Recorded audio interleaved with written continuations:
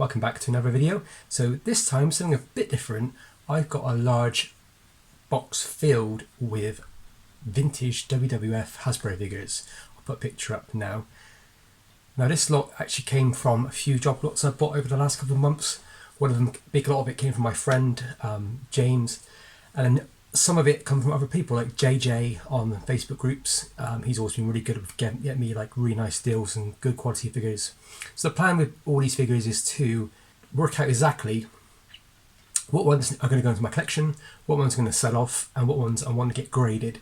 I've actually sent off one before to get graded and it came back, but it took about 4 months. So I'm not sure if I'm going to go down the graded route. I need to try and work that out, but some of them I might get graded. So what I'm doing is using this awesome guidebook. If you haven't seen it already, this is called the Hasbro action figure, the Unofficial collector's guide. You can get these on eBay. I think the chap who sells them, if you can get them on Facebook groups, he does a really good deal. And because he has other sets, he has like SNES, Sega Mega Drive, N64, Turtles, Thundercats, I think, Mask, Akeem, and there's another one I can't remember, maybe G.I. Joe. But anyway, yeah, they're cool. They're basically about £12, and they are just quite basic in their approach. They basically just give you the lowdown on what you get with when you buy the figure. That's quite a rare Series 12, and it goes in order already. So what I'm going to do today is I'm actually going to try and tick some of these off to see what I have and what I need to complete the set already. I'm not going to try and buy any of the Series 12 figures because they're just too expensive, and I'm not that big a fan to want to pay £150, £200 for a loose figure, because there's quite a lot in that series which are worth that, and it's not, to me, not worth it. But I'm going to try and get the first 10 or first 11, which are cheap ones. So let's have a look at what I've got. Okay, so the first one I'll pull out today, believe it or not, this wasn't arranged, is Akeem. Now he's the first one in the book. The quality on him is pretty good. So we can get a bit more light on him. There you go. Paintwork is amazing. I think this came from my friend's collection. Arms are still nice, and the action, which I think is just a case of just like a weird belly, really.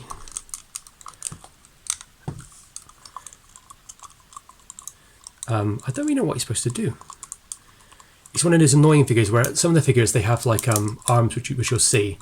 But this one just kind of rattles back and forth really, which is a bit weird. But yeah, he's quite cool. His paintwork is really nice, so it's good to have him in the collection. So the next one in the set is actually Andre the Giant, and I know I don't have him. And then there is the Big Boss Man, which I used to have, but I sold him, and I feel a bit sad for it. So what I'll do is I'll just go for the box actually, just pull them out and I can just show you. There's loads here. We had a British Bulldog with action super tight. His paintwork is pretty good. He's just a bit dirty, just needs a bit of a wipe over. A baby wipe would do that. Pretty cool. Then we have Virgil. He has this one of these actions where basically it's like a spring in the arm. So you pull back his arm and he should, yeah. He's really nice as well. Paintwork on him is really good. With white figures, with white clothes and accessories, they do seem to yellow sometimes. This one's nice, bright white. Just needs a bit of a clean. Then we have what I think, is it Scott Steiner series? I think this is series 9, maybe series 8. These are really lovely condition. We have a Doink the Clown. He is really nice. He's a bit dusty, and his hair is really good. He has no little bit of rub on his hands, but apart from that, he's pretty good. I mean, I really kind of want to send him off to get graded because I think he's got a very cool character. He's very different than the rest of the figures. Then we have Roddy Piper. I always find him really hard to forget because this bit here yellows quite badly, and it scratches the transfer on his top. It also has lots of paint wear. This one's not too bad, but I've got others in the box which I know are pretty bad. Next up we've got Sgt Slaughter, really cool looking figure. I like what I liked about wrestling back in the day was I'm not a big fan now. Is the colourful characters and like Doink the Clown and Sgt Slaughter and all the others. They all had like an image or a gimmick. Nowadays it's just a load of people wearing shorts. Gimmicks such as Honky Tonk Man, for example, who was basically an Elvis style impersonator, a country singer sort of thing, with his guitar, and he would, I imagine, smash it over people's heads and play guitar. And it's just, there used to be quite a lot of fun back in the day. They kind of embraced that sort of like Mexican wrestler sort of vibe about stuff. So it's a shame that they don't bring it back. If it was this colourful again, then we have Ted, the $1 Million Man. Action's still quite good.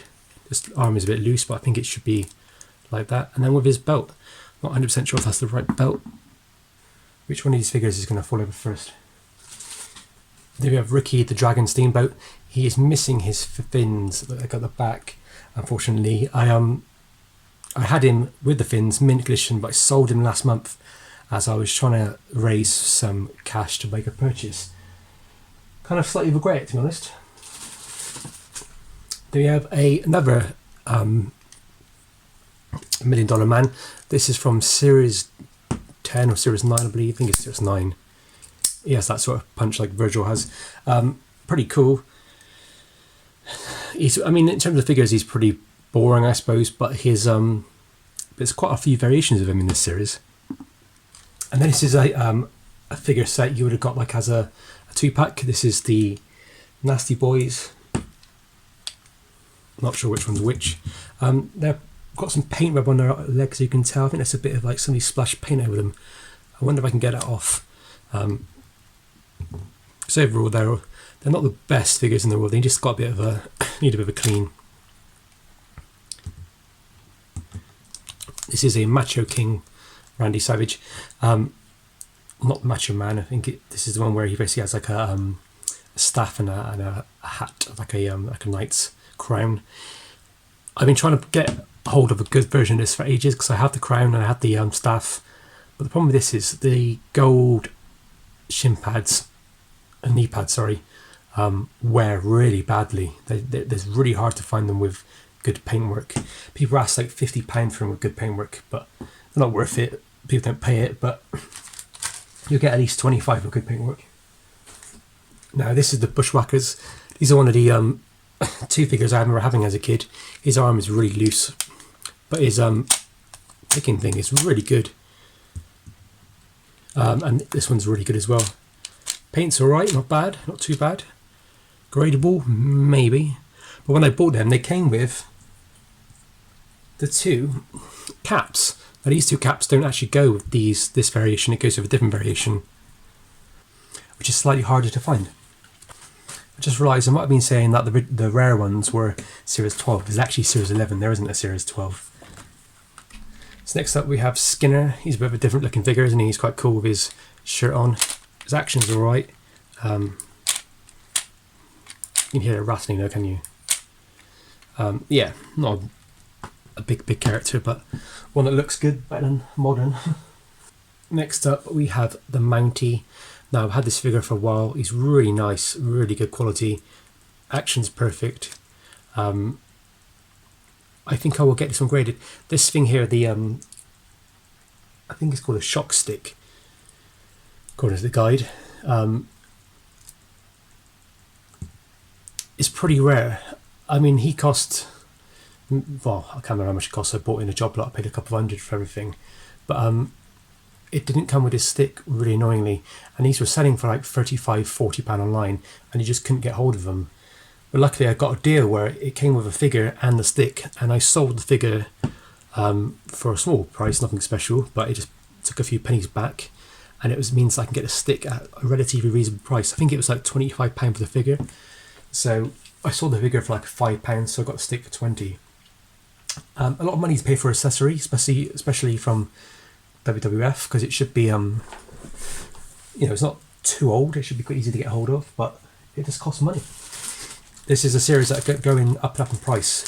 When I first started reselling toys, I would occasionally get these at car boot sales, and I loved them because I remember having some of them as a kid. I didn't have many. I think I had these two and a few others, and I was taking these to shows to sell to people, and I had maybe £2-3 on them each, and I couldn't sell any. I can remember one point I gave a whole bag away, maybe 6 or 7 figures for like £4, and they were all nice condition. It's just because 5 years ago these were not on people's radars really. I think people thought they were too easy to get hold of. Danville Jim Neverheart, I think it's called, Needhart. It's a bit of a boring character, but it's got a really cool beard. So I give him points for that.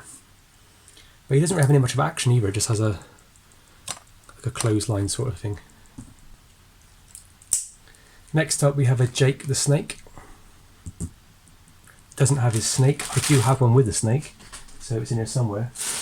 I want to say this one is Jim Dugan. He's pretty cool. Got a big piece of 2x4 to whack you with. 2 more Bushwackers, same sort of quality, maybe a little bit better actually. They can go there with their twin brothers. Then we have a Mr. Perfect, whose arm is very loose but spins really well. All in the yellow banana suit.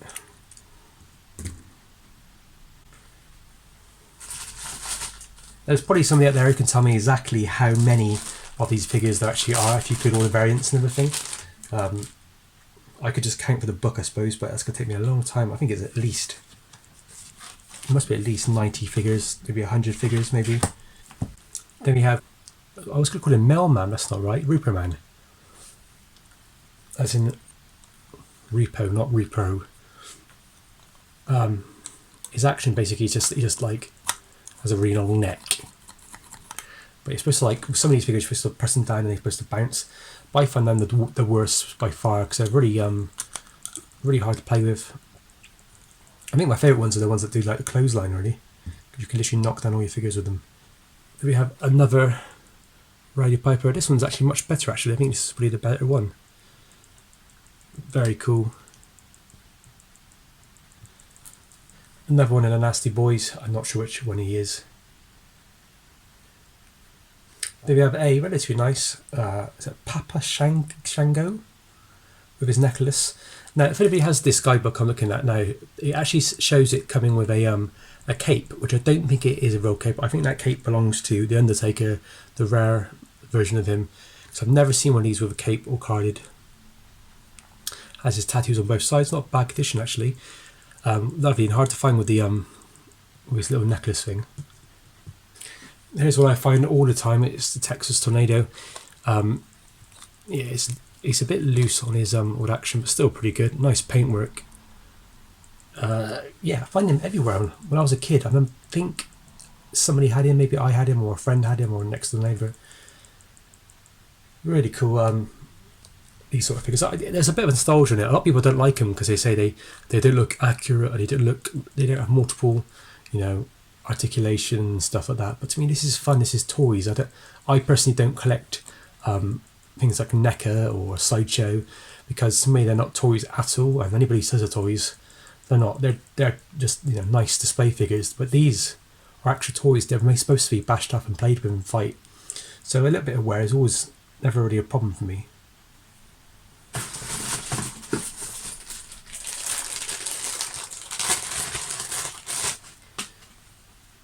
Another Nasty Boy, the other one I needed. He's actually in quite a nice condition, so I might set them off as a pair and see if I can get this graded together. They look quite nice in the case.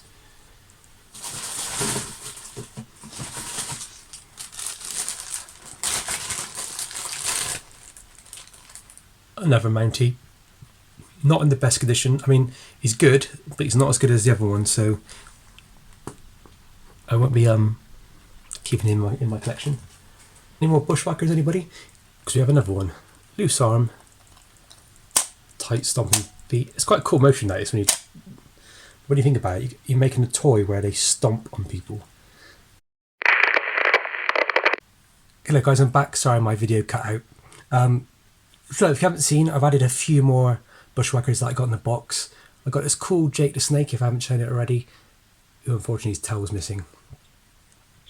What else do I have here?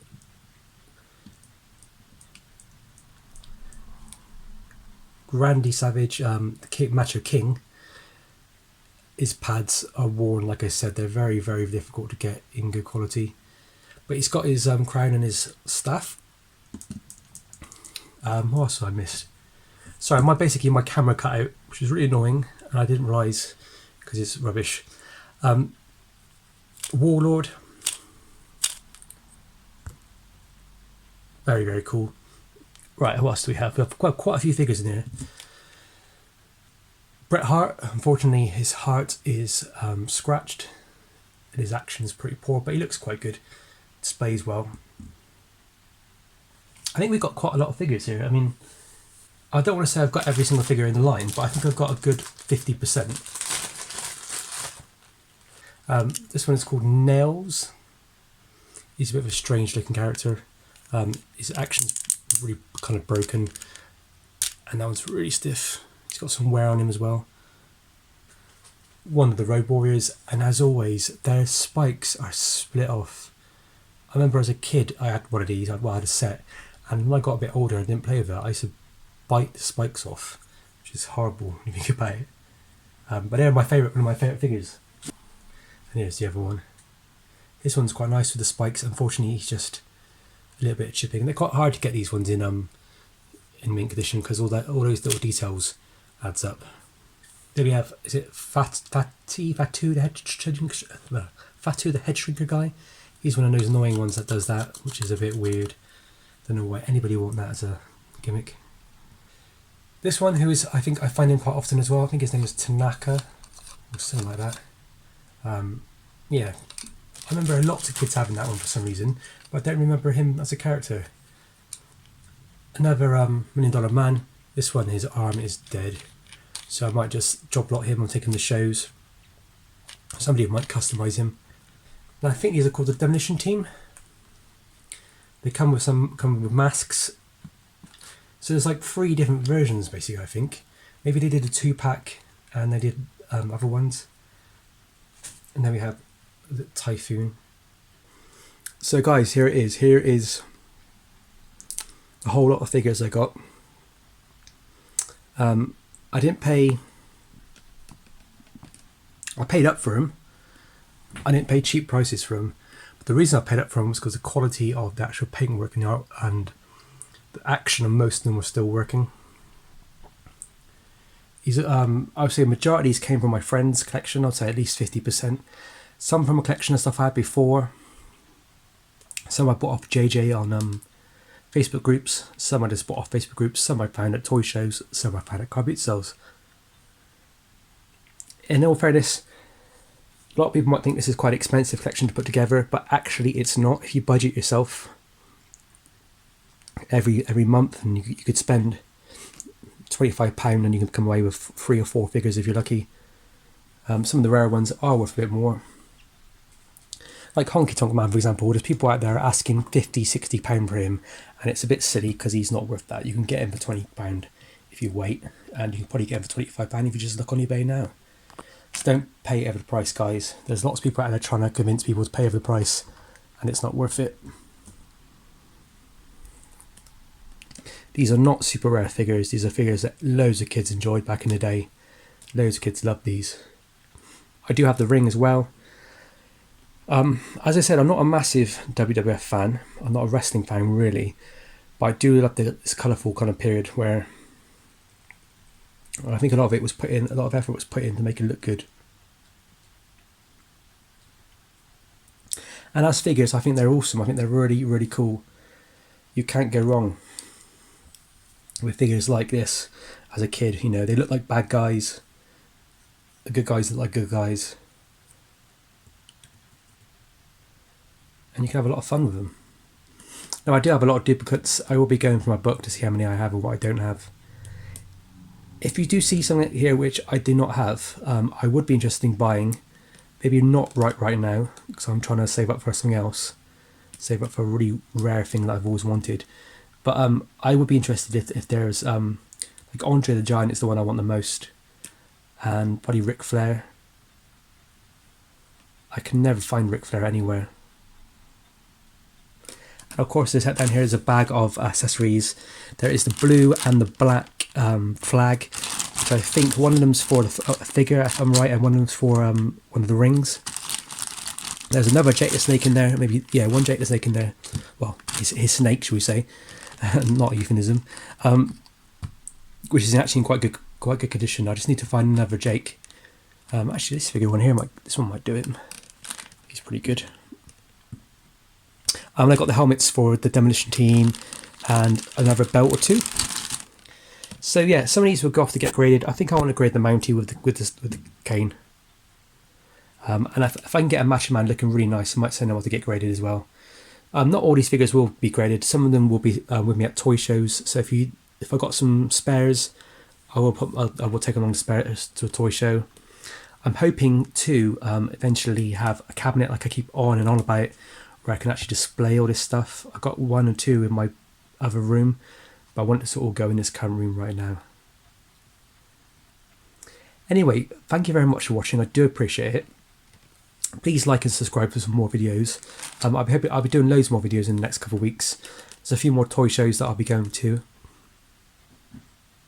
I recommend you check out my NEC video. That was really cool to be back at the NEC. And then last week I went to the Stafford Toy Show, which is also amazing. So as always, thank you very much for watching. Happy hunting, stay safe.